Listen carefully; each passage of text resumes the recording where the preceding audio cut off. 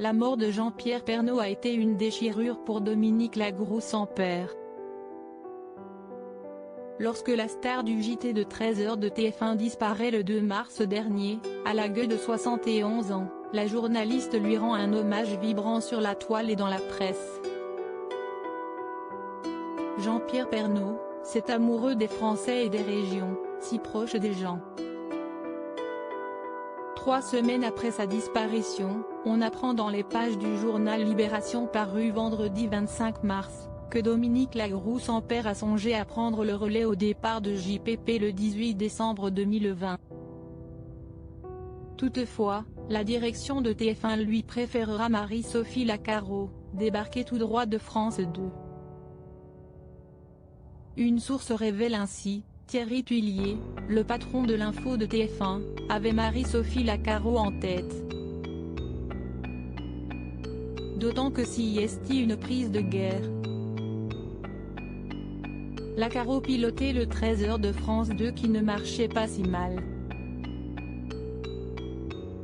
Dominique Lagroux n'était pas assez connu, pas assez identifié. Le soutien inoubliable de Jean-Pierre Pernaut. Si elle ne travaille plus au JT de 13h de TF1, Dominique Lagroux sans père garde un souvenir indélébile de ses années passées avec le journaliste. À la mort de Jean-Pierre Pernaut, elle s'est souvenue du soutien du journaliste à la mort de son mari Claude sans père. En 2019, son époux est mort emporté d'un cancer à 55 ans. Jean-Pierre Pernaut était présent aux obsèques du père de ses 2 enfants à Villa d'Avray.